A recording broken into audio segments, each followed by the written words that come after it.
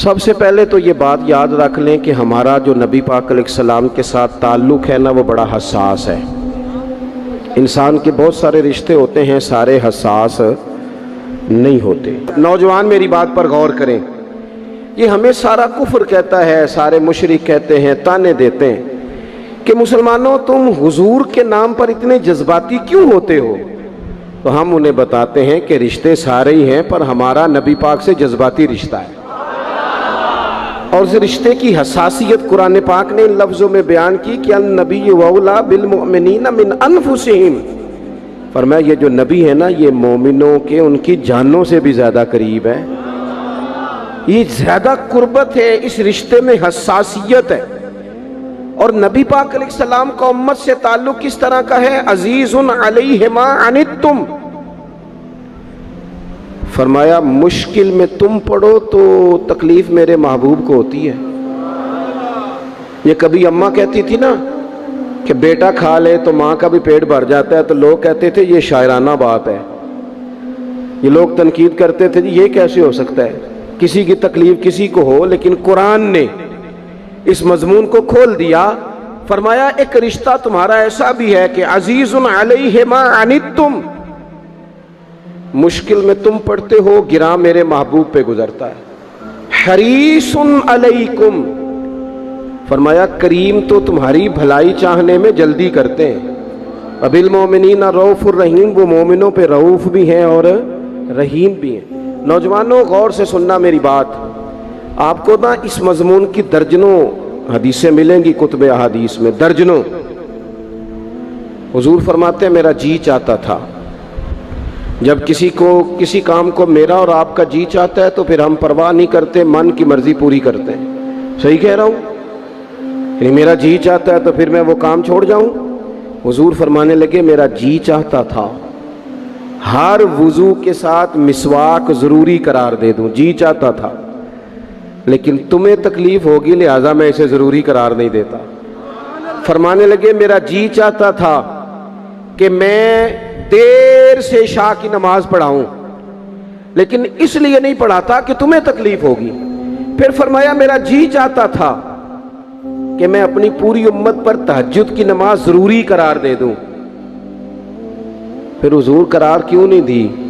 تو بات کا مفہوم یہ بنتا ہے کہ حضور فرمانے لگے میں نے اپنی چاہت نہیں دیکھی، تمہاری نیند دیکھی ہے، تمہیں تکلیف ہوگی۔ حضرت سیدہ عائشہ صدیقہ فرماتی ہیں، صحیح حدیث میں موجود ہے، فرماتی ہیں حضور کو امت کے حق میں دو باتوں کا اختیار دیا جاتا نا کہ یا رسول اللہ یہ والی چیز آپ کی امت پہ ضروری کر دی جائے یا یہ والی، تو سیدہ فرماتی ہیں جو چیز زیادہ آسان ہوتی حضور امت کے حق میں اسے اختیار کرتے، امت پر مشکل نہ آئے۔ حساسیت امت کے حق میں، نبی پاک کے دل میں حساسیت۔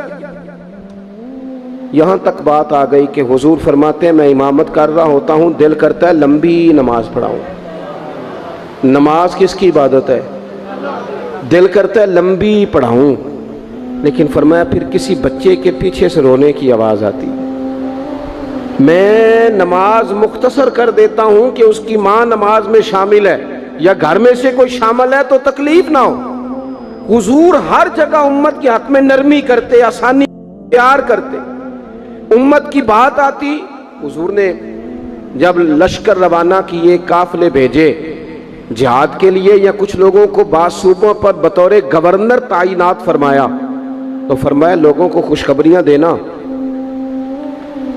لوگوں کو خوشخبریاں دینا، پریشان نہ کرنا، لوگوں پر آسانی کرنا، انہیں مشکل میں نہ ڈالنا۔ حضور امت پر آسانی کرتے، کیوں؟ اس رشتے میں حساسیت ہے۔ جب قرآن مجید کی وہ آیات نازل ہوئی نا جن میں سخت احکامات ہیں، تو محبوب کئی دن روتے رہے اپنی امت کی اس تکلیف میں کہ یہ دوزخ میں جائیں گے۔ کئی دن تک حضور نے آنسو بہائے۔ سارا کچھ جاننے والے رب نے پیغام بھیجا، حضرت جبریل حاضر بارگاہ ہوئے، یا رسول اللہ رب فرماتا ہے پریشان کیوں ہیں؟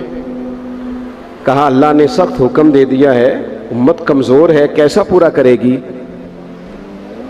اللہ کرے آپ کی پوری توجہ ہو جائے میری بات پر، آمین تو کہہ دیں، آمین تو کہہ دیں یار۔ اللہ کرے آپ پورے جاگ جائیں اور میری بات آپ غور سے سنیں، توجہ کریں۔ عزیز بھائی، اس پر غور کرو. اس حساسی آج امت کو کہا جائے نا تو داڑھی شریف رکھ لے, اس میں حساسیت ہی نہیں آتی. وہ کہتے ہیں پیر صاحب آپ دعا کریں, تو میں کہتا ہوں جب آپ تنخواہ لینے گئے تھے تب تو نہیں دعا کرا کے گئے تھے. اس وقت بھی کہنا تھا مشکل ہو رہا ہے بینک تک جانا, تو میں تو نہیں جا سکتا, دعا کر دیں. جب آپ مال حاصل کر رہے تھے کسی جگہ تھے, وہ تو بڑی آسانی سے آپ نے لے لیا, اور داڑھی کے لیے پہلے آپ کو وظیفہ دیا جائے, دعائیں کی جائیں, آپ کے لیے چلہ کیا جائے, پھر آپ سنت شریعت کی طرف آئیں گے. حساس رشتہ, رسول کائنات آنسو بہا رہے ہیں. کس طرح یہ امت حساب دے گی اللہ کے حضور؟ کیسے؟ بڑی کاہلی ہے ہمارے اندر, بڑی سستی ہے, ہم بڑی آزمائشوں میں. حضور جانتے ہیں جب محبوب کئی دنوں تک روئے, اللہ کرے امتی بھی کبھی کبھی حضور کی یاد میں روئے. ایک تو یہ ہماری محفلیں ہیں نا جن میں مجبور کر دیتا ہے خطیب, واعظ, نعت خواں, تو مجبوراً بھی سبحان اللہ کہنی پڑتی ہے. کاش کبھی گھر میں بیٹھے بیٹھے بھی دل کرے اور ہم کسی نعت خواں کے دروازے پہ اسپیشل جا کے دستک دیں اور اسے کہیں دل بڑا پریشان ہے, مدینے والے کی کوئی نعت تو سنا. کبھی ایسا بھی ہونا کہ گھر میں پیسے نہ ملنے پہ تو ٹینشن ہوتی ہے, اور کوئی مقدمہ آ جائے تو پریشانی ہوتی ہے, لڑائی ہو جائے تو ہوتی ہے. کبھی یوں بھی تو ہونا رات کو ابا جی رو رہے ہوں بستر پہ, اور بڑا رو رہے ہوں اور تڑپ کے رو رہے ہوں. بچے آ کے اماں سے پوچھیں کیا مسئلہ ہے ہمارے ابا کو, کوئی پریشانی ہے, کوئی ڈاکٹر کو بلائیں, کوئی دکھ ہے؟ اماں کہتی ہے جاؤ تمہارے والی بات نہیں. بچے اصرار کر کے کہتے ہیں نہیں اماں بتا تو صحیح مسئلہ کیا ہے.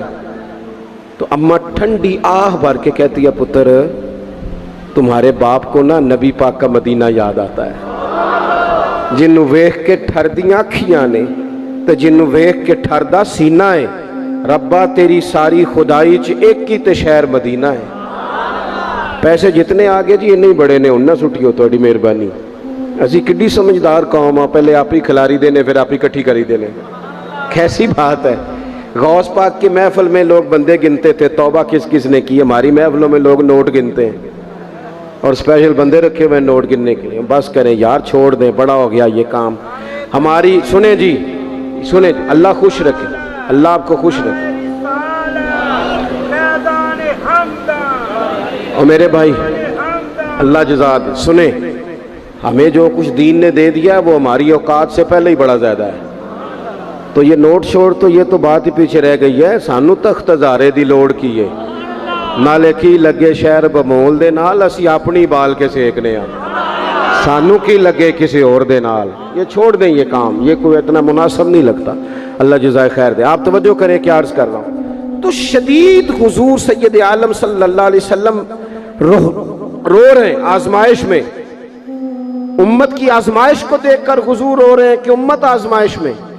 حضرت جبریل نے جا کے عرض کی یا رسول اللہ وہ جو خاص حساسیت ہے نا حضور کی طبیعت میں امت کے حق میں, اس کے لیے حضور رو رہے ہیں. تو رب کریم نے کیا پیغام دیا؟ کہا کہہ دو محبوب سے جا کے وَلَسَوْفَ يُعْطِيكَ رَبُّكَ فَتَرْضَىٰ, محبوب رب آپ کو اتنا دے گا کہ آپ اپنے رب سے راضی ہو جائیں گے. راضی کیا جائے گا امت کے حق میں. اور حضور فرمانے لگے جب تک ساری امت جنت میں نہیں جائے گی میں نے راضی نہیں ہونا. حضور کا یہ رشتہ حساسیت والا ہے. اور چونکہ ہمارے پاس تو اب ہم بعض دفعہ لگتا ہے کہ زیادہ عالم ہو گئے لوگ, تو ہماری دیواروں پر نا, اسکولوں کی دیواروں پر انگریزوں کے قول بھی اب لکھے ہوئے. تو کئی دفعہ پوچھنے کو دل کرتا ہے انتظامیہ سے کہ حدیثیں ساری یاد ہو گئی ہیں بچوں کو, جو تمہیں اب قولوں کی ضرورت پڑ گئی وہ بھی غیروں کے اقوال تک تم آ گئے ہو. اس قوم کو تم نے حضور کے فرامین سارے سنا لیے. او خدا کے بندو, حضور نے تو اتنا حساس کر کے یہ رشتہ بتایا ہے کہ باریک باریک نقطے بھی سمجھائے. یہ کام نہ کرنا دوزخ میں چلے جاؤ, یہ کام کرنا تمہارا فائدہ. ایک ایک بات کھول کے بیان کی. امت کے پاس ٹائم ہی نہیں ہے حدیثیں پڑھنے کا, وقت ہی نہیں ہے. ہمارا تو مزاج بن گیا نقطے سننے سنانے کا. نقطے, وہ ہمارا نقیب محفل اسٹیج پہ بھاگ کے ادھر جاتا ہے, پھر بھاگ کے ادھر آ جاتا ہے. وہ کی ہونے لگا, کہتا میں جملہ دین لگا. او خدا کے بندے تو جملہ رہن دیکھا, تو کوئی آیت دے, تو کوئی حدیث پاک پڑھ. اور پھر وہ بعض اوقات میں تو چونکہ کمزور سا بندہ ہوں, تو وہ جب 50 کو دفعہ کہتے ہیں نا تیار ہو جو جملہ دین لگا, تو ایسے لگتا ہے جملہ نہیں آئے گا کوئی ایٹم بم بھی آئے گا. بھائی تو دے دے جو تو نے دینا, اتنا پریشان تو کس بات کا ہو گیا. اور پھر سارے ہی کہہ رہے ہیں, جتنے آئے نقیب, نعت خاں, خطیب, سب کہہ رہے ہیں سارا قرآن حضور کی تعریف ہے. تو پھر پڑھنا چاہ رہا ہے تو بھی تو پڑھ کوئی بھی نہیں رہا, کہی جا رہا ہے. اپنی زندگی کے اندر حضور نے جو ہمیں اسباق دیے, جمعے والے دن ٹائم پہ مسجد جایا کرو. مولوی نکما بھی ہو نا میری طرح کا, آپ وقت پہ جائیں گے تو وہ تیاری شروع کر دے گا. آپ آخری 10 منٹ جاتے ہیں تو وہ کیا مولانا دیواروں کو تقریر سنائیں؟ تیاری کریں, حضور کے فرامین سنیں. اور نبی پاک صلی اللہ علیہ وسلم نے جہاں جہاں ہمیں اسباق پڑھائے ہیں وہ اس رشتے کی حساسیت کو دیکھیں. چونکہ حضور نے بڑا حساس رشتہ بنایا امت سے, تو پھر امت کے دل بھی حضور کے حق میں بڑے حساس ہیں. اپنے مزاج کے لحاظ سے نا نرم طبیعت کے آدمی حضرت صدیق اکبر. کچھ لوگ نرم ہوتے ہیں نا بیچارے, جو گیا مان لی, جو گیا مان لی, ان کو لوگ تنگ بھی بڑا کرتے ہیں. یہ بھی میں آپ کو بتا رہا ہوں. وہ جس بندے کا پتہ ہوتا ہے نا کہ جناب اس کے پاس گئے تو یہ اکثر تارے شاٹ بھی رہتی ہیں, تو وہاں ذرا جاتے بھی لوگ تھوڑی احتیاط کرتے. حضرت ابو بکر صدیق طبعاً نرم طبیعت کے تھے, کشادہ روئی, خندہ پیشانی مزاج کا حصہ تھا. وہ دیر تک صبر کرنے کے عادی تھے. لیکن ایک دن ان کے والد آئے جناب ابو قحافہ رضی اللہ تعالیٰ عنہ, بعد میں انہوں نے کلمہ پڑھا. ایک دن حضور کی بارگاہ میں شکایت لے کے آئے. اب کسی اس بندے کی شکایت آ جائے نا جس کی توقع نہ ہو, جس سے توقع نہ ہو. وہ کسی نے کہا تھا نا کہ تجھ سے شکوہ نہیں بے وفائی کا, پر تجھ سے امید بے تحاشا تھی. تیرے اوپر امیدیں بڑی تھیں, تو نے یہ جو کام کیا نا یہ تھوڑا عجیب لگا ہے, تجھے نہیں کرنا چاہیے تھا. کوئی اور کر دیتا تو چلو بات اتنی سخت نہیں تھی, تجھے نہیں کرنی چاہیے تھی, تیری بنتی نہیں تھی. حضرت صدیق اکبر طبی طور پر نرم آدمی, لیکن ان کے والد آئے حضور کی بارگاہ میں, اور بزرگ ہیں اور نابینا ہیں اور لاٹھی تھامے ہوئے, اور انہوں نے بڑی عجیب بات کی. کہا یا رسول اللہ حد ہو گئی, آج تو ابو بکر صدیق نے مجھے تھپڑ مارا ہے, تھپڑ مارا ہے. یہ ابھی وہ مسلمان نہیں تھے. شکایت آئی, کریم محبوب علیہ السلام کے گرد جتنے لوگ کھڑے تھے محو حیرت ہو گئے کہ ابو بکر صدیق یہ کام کریں گے. حضور نے فرمایا بلاؤ نا جناب صدیق کو. حاضر بارگاہ ہو گئے, ہاتھ باندھے, نظر جھکائی ہے. حضور نے فرمایا ابو بکر لوگوں کو تو یقین ہی نہیں آ رہا, تم نے تھپڑ مارا باپ کو. خاموش کھڑے, خاموش. کریم نے فرمایا ابو بکر سن رہے ہو میں نے کیا کہا, باپ کو مارا ہے. چپ کھڑے. تیسری دفعہ حضور نے فرمایا بولتے کیوں نہیں. انہوں نے نا گردن اٹھائی, آنسو ٹپ ٹپ داڑھی پہ گر رہے ہیں. رو کے عرض کرنے لگے یا رسول اللہ باپ سے کہیں خنجر لے کے میرا گلا کاٹ دے, میں سی نہیں کروں گا, پر اس نے نا آج آپ کے بارے میں بات کی ہے, آپ کی شان اقدس کے بارے میں کچا جملہ بولا ہے, آپ کے بارے میں کمزور بات کی ہے. یا رسول اللہ میں سارا کچھ سہ سکتا ہوں, پر آپ کا اور میرا رشتہ. حضور آپ کی اور میری بات تن تندور تے ہڈیاں بالن, اسی ہاواں نال تپایا, کپ کپ مکیاں پیڑے کیتے, اتوں عشق پلیتھن لایا, تن دا سالن تے من دی ہانڈی, لون صبر دا پایا. غلام فریدہ میں ساری تیری, تینوں اجے یقین نہیں آیا.